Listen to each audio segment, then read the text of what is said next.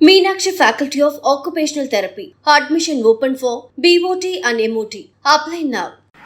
பல அரசியல் கட்சிகளின் கொடிக்கம்பங்கள் அப்படியே பாதுகாப்பாக இருக்கிற போது விடுதலை சிறுத்தைகளின் கொடிக்கம்பங்களை அகற்றுவதிலே அதிகாரிகள் முனைப்பாக செயல்படுவது வன்மையான கண்டனத்திற்குரியது.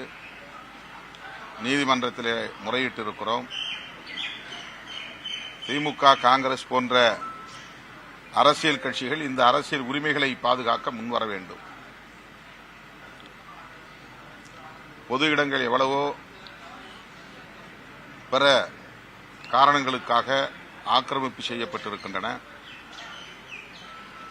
அவற்றையெல்லாம் அப்புறப்படுத்துவதற்கு நீதித்துறையில் எந்த முனைப்பும் காட்டாத போது யாரோ ஒரு சிலர் தொடுக்கிற வழக்கை வைத்துக் கொண்டு இதுபோன்ற தீர்ப்புகளை அளிப்பது என்பது ஜனநாயகத்திற்கு எதிரான ஒரு போக்காக விடுதலை சிறுத்தைகள் கட்சி பார்க்கிறது. இந்த தீர்ப்பு ஏற்புடையதல்ல. புதிய புதிய இயக்கங்கள், அரசியல் கட்சிகள் எதிர்காலத்திலும் தோன்றக்கூடும். அவர்களெல்லாம் தங்களின் இருப்பை வெளிப்படுத்துவதற்கு வேறு என்ன வழிமுறை இருக்கிறது என்கிற கேள்வி எழுகிறது. எனவே இந்த தீர்ப்பை விடுதலை சிறுத்தைகள் கட்சி ஏற்க மறுக்கிறது. இந்த அரசியல் உரிமைகளை பாதுகாப்பதற்கு அனைத்து ஜனநாயக சக்திகளும் ஒருங்கிணைய வேண்டும் என்று கேட்டுக் கொள்கிறோம். 2026 ஒரு கட்சி தனிப்பெரும்பான்மையை ஆட்சி அமைக்க வாய்ப்பு இருக்கா, இல்ல கூட்டணி ஆட்சி தான் சாத்தியமாக்குமா? ஏன்னா நேற்றைய தினம் எடப்பாடி பழனிசாமி என்ன சொல்றாருன்னா, அதிமுக தனிப்பெரும்பான்மையோட ஆட்சி அமைக்கும் அப்படின்னு சொல்லி ஒரு வார்த்தையை சொல்றாரு. பாஜக காரங்க மட்டும்தான் கூட்டணி ஆட்சின்னு சொல்லிட்டு தான் நீங்க சொன்னீங்க. இப்போ ஒரு தனியா ஒரு புதுசா அவர் வந்து தனிப்பெரும்பான்மை ஆட்சி அமைக்கும்னு சொல்லி சொல்றாரு. அது எப்படி சாத்தியமா இருக்குங்க?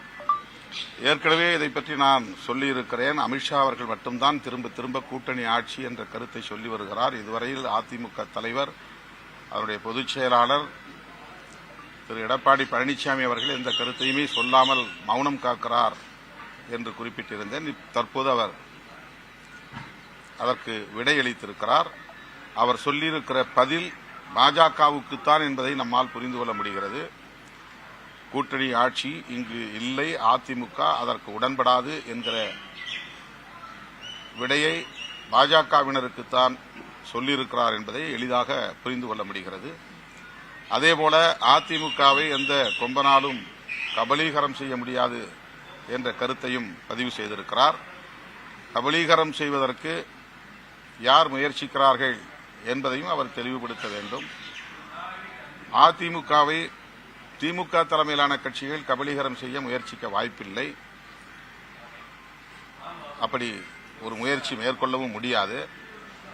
கூட இருக்கிற கட்சிகளால் மட்டும்தான் விழுங்கி செரிக்கிற முயற்சியை மேற்கொள்ள முடியும். ஆகவே அந்த கருத்தும் பாஜகவுக்கு எதிராக அவர் சொல்லியிருக்கிறார் என்றுதான் உணர்ந்து கொள்ள முடிகிறது. எனவே பாஜகவுக்கும் அதிமுகவுக்கும் இடையிலே ஒரு இணைப்பு இருக்கிறதே தவிர பிணைப்பு இல்லை என்பதை புரிந்து கொள்ள முடிகிறது. வரப்போற தேர்தலில் பாஜக பிரிஞ்சாங்க அப்படின்னா அதிமுகவோட நீங்க ஒன்றிணைய வாய்ப்பு இருக்கா? இது யூகமான கேள்வி என்று பலமுறை சொல்லியிருக்கிறேன். அப்படி ஒரு நிலை வருகிற போது கேள்வி எழுப்புங்கள், பதில் சொல்லுகிறேன். திருப்பவனத்துல ஒரு இளைஞர் காவல் நிலையத்துக்கு விசாரணைக்கு அழைத்து செல்லப்பட்டாரு. அவர் உயிரிழந்தது நேற்று பெரிய போராட்டம் இருக்கு. அது மிகுந்த அதிர்ச்சி அளிக்கக்கூடிய ஒரு சம்பவம். காவல்துறையினரின் விசாரணைக்கு அழைத்து செல்லப்பட்ட அந்த இளைஞர் அஜித்குமார் உயிரிழக்கும் நிலை ஏற்பட்டிருக்கிறது. அவருடைய உடன்பிறந்த தம்பி தன்னையும் அழைத்து சென்று விசாரித்தார்கள், தாக்கினார்கள். காவல்துறையினரின் தாக்குதலால் தான் எனது அண்ணன் உயிரிழக்க நேர்ந்திருக்கிறது என்று கூறியிருக்கிறார். அந்த பகுதியைச் சார்ந்த பொதுமக்களும் இதற்கு கடுமையான எதிர்ப்பை தெரிவித்திருக்கிறார்கள். அதிகாரிகள், அதாவது சம்பந்தப்பட்டவர்கள் இடைநீக்கம் செய்யப்பட்டிருப்பது சற்று ஆறுதலை அளிக்கிறது. அதே வேளையில் அவர்கள் மீது உரிய சட்டப்படி நடவடிக்கை எடுக்க வேண்டும், கடும் நடவடிக்கை எடுக்க வேண்டும். புலன் விசாரணையில் இப்படி உயிரிழப்பு நேர்வதை தடுப்பதற்கு தமிழ்நாடு அரசு காவல்துறையினருக்கு உரிய வழிகாட்டுதல்களை தர வேண்டும். எந்த காரணத்தை முன்னிட்டும் கஸ்டோடியல் டெத் என்பது நிகழக்கூடாது. அதை அடுத்தடுத்து சம்பவங்கள் நிகழ்கிற போது நாம் சுட்டிக்காட்டி வருகிறோம். ஆனால் இது தொடர்கதையாக நீடிக்கிறது. கவலை அளிக்கிறது. சார், திருமாவளவனுக்கு திடீர்னு அன்புமணி மீது என்ன பாசம் அப்படின்னு சொல்லிட்டு நேற்று கேட்டிருக்காங்க. யார் கேட்டது? அவர் அன்புமணி திடீர்னு அன்புமணி மீது என்ன பாசம் அப்படின்னு. அவர் அவங்க அப்பா மீது என்ன அப்படி கேட்டுக்காரா?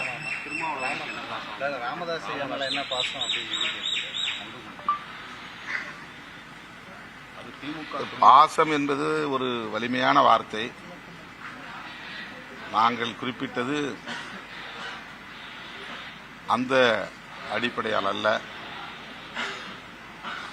தந்தை மகனுக்கு இடையிலே ஏற்படுகிற இடைவெளி பெரிதாகிவிடக் கூடாது என்கிற அடிப்படையில் சொல்லப்பட்ட ஒரு பொறுப்பான வார்த்தை, அவ்வளவுதான். தந்தைக்கு இருக்கிற அனுபவத்தை அல்லது அவருக்கு இருக்கிற ஆளுமையை திரு அன்புமணி அவர்கள் பயன்படுத்திக் கொள்ள வேண்டும் என்று சொன்னேனே தவிர வேறு எந்த நோக்கத்திலும் நான் சொல்லவில்லை. அந்த கட்சி எப்படியாவது போகட்டும் என்று நான் கருதவில்லை. அந்த கட்சியும் இங்கே எளிய மக்களுக்காக போராடுகிற கட்சி என்று நம்புவதால் அவர்களுக்கு இடையிலான இடைவெளி ஏற்பட்டுவிடக்கூடாது. அந்த இடைவெளியை பயன்படுத்தி பாசிச சக்திகள் உள்ளே நுழைந்துவிடக்கூடாது. சனாதன பாசிஸ்டுகள் அதை தங்களுக்கு சாதகமாக பயன்படுத்திக் கொள்ள முயற்சிக்கிறார்கள். எச்சரிக்கையாக இருங்கள். யாரோ சொல்லுவதை கேட்பதை விட தந்தை சொல்லுவதை கேளுங்கள் என்று ஒரு பொறுப்பான வார்த்தையாகத்தான் அதை குறிப்பிட்டதை தவிர பிணைப்பான வார்த்தையாக சொல்லவில்லை.